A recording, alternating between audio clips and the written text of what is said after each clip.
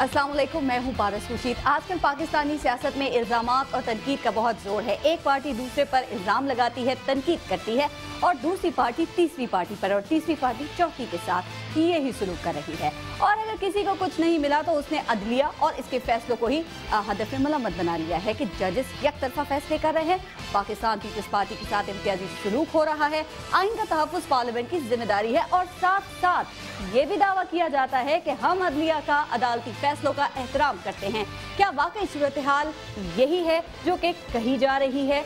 क्या इदारों का इतना ही एहतराम है जितना बताया जा रहा है? इसी हवाले से प्रोग्राम में हम बात करेंगे, और बात करने के लिए हमारे साथ मौजूद हैं पाकिस्तान पीपल्स पार्टी के रहनुमा शर्जील इनाम मेमन साहब, और पाकिस्तान मुस्लिम लीग नून से हमारे साथ मौजूद हैं ज़ईम कादरी साहब। अस्सलाम वालेकुम। जी वालेकुम सलाम। मेरा आज का टॉपिक ये नहीं है, लेकिन MQM के कायदे तहरीक ने कल जो इफ्तार डिनर से खिताब किया और फिर बहुत से कुछ सवालात उठे, उनके जवाबात भी ज़रूरी हैं। तो थोड़ी सी बात शर्जील इनाम मेमन साहब और ज़ईम कारी साहब ज़रा उस पर भी कर लेते हैं। कल अल्ताफ़ हुसैन साहब ने ताजरों को ये ऑफ़र की कि आप हमारे वर्कर्स को अपनी सिक्योरिटी पर रखें, उनको असला दें, उनको लाइसेंस दें, हमारे जो वर्कर्स हैं वो आपको सिक्योरिटी देंगे, भत्ताखोरों के से उनसे लड़ेंगे, आपके लिए आपको उनसे निजात देंगे। बहुत अच्छी बात है। सवाल यह है शर्जील इनाम मेमन साहब कि अल्ताफ़ हुसैन साहब की इस तजवीज़ में क्या हुकूमती नाकामी का एतराफ़ नहीं छुपा हुआ है? क्या वो ये नहीं कहना चाह रहे कि पुलिस हो, रेंजर्स हो, या कोई भी सिक्योरिटी इदारे हो, सब फ्लॉप हो चुके हैं, बुरी तरह नाकाम हो चुके हैं कराची के ताजरों को तहफ़्फ़ुज़ देने में?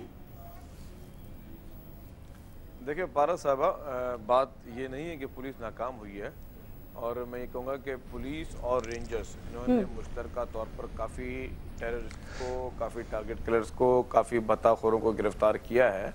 अब मैं ये बात इत्तफाक करता हूँ कि 100% कोई लॉ एंड ऑर्डर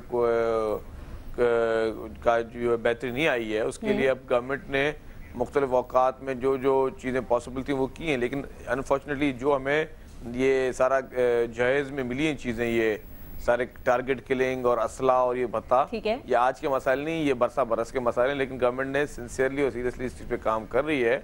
और मैं समझता हूँ कि इसमें मजीद बेहतरी की ज़रूरत है, लेकिन गवर्नमेंट मेरे ख्याल से कोई हुकूमत नहीं चाहती कि उसके दौरे हुकूमत में जो है इस तरह की कार्रवाइयाँ हों और पब्लिक को परेशानी हो। तो उसके लिए गवर्नमेंट जितने मजीद सिंसियर एफर्ट्स करने चाहिए वो भी गवर्नमेंट कर। आप ये कह रहे हैं कि गवर्नमेंट जो है वो सिंसियर एफर्ट कर रही है। ज़ईम कादरी साहब, कराची के ताजरों को अल्ताफ़ हुसैन साहब की ऑफर, और फिर सिंध में हुकूमत है पाकिस्तान पीपल्स पार्टी की, और अमन अमान की सूरत हाल, क्या कहेंगे आप? मैं समझता हूँ जी कि अल्ताफ़ हुसैन की बात जहाँ तक ये है तो बिल्कुल दुरुस्त है कि हुकूमत जिसमें अल्ताफ़ हुसैन साहब खुद की पार्टी भी शामिल है, न सिर्फ ताजरों को बल्कि आम आवाम को, तमाम मकतबा फ़िक्र के लोगों को अमन अमान की वो सूरत हाल जो एक महज़ब माशरे में होती है देने में नाकाम रहे। और जिस क्वांटम के साथ टारगेट किलिंग, जिस क्वांटम के साथ भत्ताखोरी ये वो हो रही है, और वहाँ पे फॉर्चुनेटली और अनफॉर्चुनेटली तीन ही पॉलिटिकल पार्टीज हैं, और तीन की तीन ही गवर्नमेंट में हैं, यानी कि मुस्लिम पीपल्स पार्टी, MQM और ANP, ये तीनों पॉलिटिकल पार्टीज वहाँ पर असेंबली में मौजूद हैं। एक बहुत छोटा सा चंक है मुस्लिम फंक्शनल का, वो भी गवर्नमेंट में शामिल है वैसे तो, लेकिन कराची की हद तक तीनों पॉलिटिकल पार्टीज पूरे तरह से हुकूमत में शामिल हैं। लेकिन फिर भी कोई ऐसी बात है, वो क्या बात है? कराची को फतह करने का तक चक्कर है। कराची पे को सियासी तौर पर ओन करने का ताल्लुक है।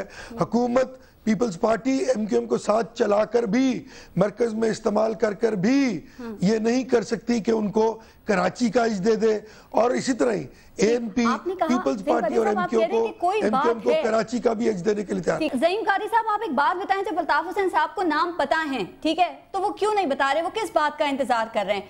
शर्जील इनाम मेमन साहब ने तो नहीं अभी जवाब दिया उस बात का कि उनका कोलिशन पार्टनर पीपल्स पार्टी जो है वो कोलिशन पार्टनर ANP जो है वो मालिक मुख्तार है हर चीज के। वो कहने में तो हर कोई कह देता है मैं बता दूंगा, वो सिर्फ इसलिए कह रहे हैं कि और कुछ थोड़ी सी इनकी आम ट्विस्टिंग कर लें मरकज में भी और सूबे में भी, तो ये करवाते रहे। प्रॉब्लम यहाँ ये है, देखे बीबी, सिर्फ ये कह देने से कि फलानी जगह ज्यादा है फलानी जगह कम, अर्ज ये है कि प्रॉब्लम सबसे बड़ा ये है कि तीनों पॉलिटिकल पार्टीज गवर्नमेंट में मौजूद हैं। बिल्कुल। तीनों पॉलिटिकल पार्टीज के लोग मर रहे हैं। हाँ। तीनों पॉलिटिकल पार्टीज रोज टेलीविजन पर आकर ठीक है ज़हीम कारी साहब, अब करती हैं ठीक कि हमारे लोग मर गए हैं। ठीक है, अब जरा आगे चलते हैं। ठीक, इस टॉपिक पे बात हो गई है। ठीक है, अब जरा आने वाले कल के हवाले से मैं बात करना चाहूंगी। शर्जील नाम मेमन साहब, आपने ये कहा कि आइन के तहफ्फुज के लिए 100 वजीर आजम भी कुर्बान करने पड़े तो हम करेंगे, अवाम का फैसला मानेंगे, पीसीओ जजेस का फैसला नहीं मानेंगे। क्या मुराद है आपकी इससे? देखिए, पहले तो मैं आपको एक बात बता दूं, मैं एक सीरियस बात कर रहा हूं, फिर आपको एडिट करें करें। ज़हीम कारी साहब को आइंदा अगर किसी शो में बिठाया करें तो इनको ये बोला करें कि तहजीब के साथ अगर बैठेंगे, बीच में अगर ये टिट अपनी जारी रखेंगे तो ये फिर किसी पे इनको कहीं और जगह बिठा दें या इनको अकेले बुला लिया करें। अगर इनको इतना इखलाक की जरूरत नहीं है और इखलाक की सोच नहीं है कि बीच में नहीं बोलते, इससे बंदा अपनी तहजीब, अपनी जो तरबियत है ना वो शो करता है कि बंदा कौन सा बैकग्राउंड कौन सा है। तो इनको बोले बराए मेहरबानी जब कोई बात कराए बीच में टिट अपनी बंद करें। दूसरी बात आपकी तरफ आती हूँ, सुन लें उनकी बात। गुफ्तगू करते हो तुम। ठीक, ज़हीम कारी साहब प्लीज एक मिनट। जी शर्जील, फिर बीच में बोला इन्होंने। अच्छा, अब आप स्टार्ट करें ना, बताएं क्या मुराद है आपकी? इनको बोले बीच, या इनका माइक बंद कर दिया करें, मैं इनके बीच में नहीं बोलता। दूसरी बात आपने बात की, मैंने बिल्कुल बात सही बोल रहा हूं कि हमारे जो भी प्राइम मिनिस्टर हैं वो अवाम के वोटों से चुनकर आए हैं, वो किसी पीसीओ के तहत यहां पे नहीं आए। और दूसरी बात हम ये कह रहे हैं कि हमने आर्टिकल 248 का दिफा किया, आइन का दिफा किया। आइन के दिफा का हम कल भी कर रहे थे, आज भी करेंगे। और हम जवाब दे 18 करोड़ अवाम को है, 17 लोगों को जवाब दे नहीं है। आप एक तरफ दावा करते हैं कि हम अदलिया का एहतराम करते हैं, दूसरी जानिब कहते हैं ना आप हम अदलिया का एहतराम करते हैं सर आंखों पर, दूसरी जानिब आप अदलिया के फैसलों को भी नहीं मानते, मान लेते हैं तो फिर जबरदस्ती उनको मानते हैं। ये कैसा एहतराम है फिर? मेरी बात सुने पारा साहब, आपने अच्छा सवाल पूछा। मैं अदलिया के कौन से फैसलों को मानूं? उस फैसलों को मानूं जिसमें इन्होंने शहीद जुल्फकार अली भुट्टो को फांसी दी, या मैं इन्हीं जजेस के उन फैसलों को मानूं जिन्होंने परवेज मुशर्रफ को वर्दी समेत इलेक्शन लड़ने की इजाजत दी और नजरिया जरूरत के तहत उसके गैर आईनी इकदाम को मान लिया? यही जजेस है, कोई दूसरी बात नहीं है।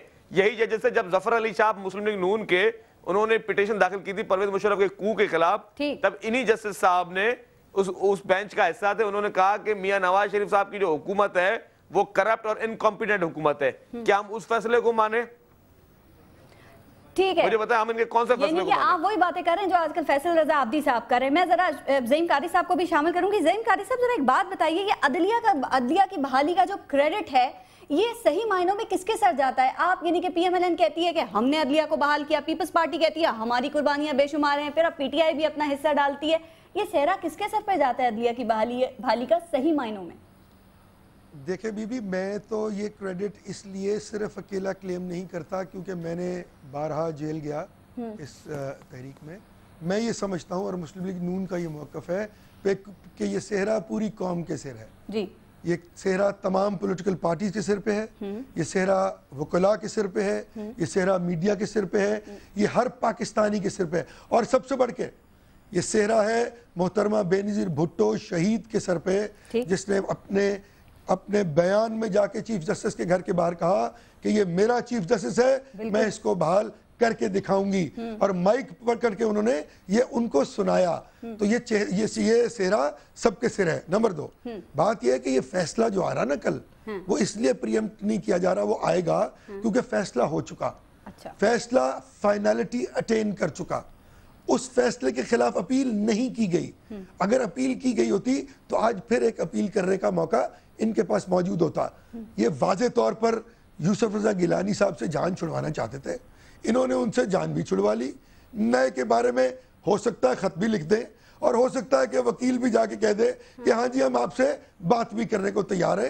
तो अर्ज ये है कि फैसला ना मानना, अब देखे ना फैसल रजा आब्दी बेचारा शरीफ आदमी है, कल उसने गुफ्तगू कर दी, करवा दी गई उसे। उसके बाद किसी ने कहा कि जी उसको प्रेसिडेंट हाउस ने घुसने देना, किसी ने कहा उसको पार्टी से निकाल दिया है। और यार ना करो, लोगों की कुर्बानी दो। पॉलिटिकल वर्कर्स के साथ इस तरह करोगे लोग तो तुम्हारे पीछे जान दे देंगे, लेकिन इससे सियासत का बड़ा नुकसान होगा। जरदारी साहब को चाहिए खुद टीवी पे आए, अपना जात अपनी जुबान से पीपल्स पार्टी के मौक़िफ़ का अयादा करें, खड़े होकर कहें पाकिस्तान पीपल्स पार्टी अपने पॉलिटिकल वर्कर्स की कुर्बानी ले रही है, एक को आगे कर देती है। कैटेगोरिकली कहें, कैटेगोरिकली आके अपना नुक्ता नजर टीवी पर खुद बयान करें। ऐसे ही पीछे से चक्कर मार करना और फिर भाग जाना, ये कोई बात है? शजीन साहब, ठीक है, मैं अब शजीन साहब से जरा जवाब ले लूं। ज़हीम कारी साहब, एनआरओ केस की बात हो रही है, कल इसकी समाअत है, लेकिन जैसे कि अभी ज़ैम कारी साहब ने भी कहा, गुज़िश्ता कई दिनों से 4-5 दिनों से ये देखा जा रहा है कि कुछ आप और बहुत ज्यादा फैसल रजा आब्दी साहब अदलिया के जो जजेस हैं उनको शदीद क्रिटिसाइज कर रहे हैं, निशाना बना रहे हैं। तो क्या आप लोग जो अगले दिनों में आने वाले फैसले हैं उन पर हावी होना चाहते हैं? क्या आप अदलिया के फैसलों को डिक्टेशन उन पर देना चाहते हैं, या आप अवाम का माइंड सेट कर रहे हैं?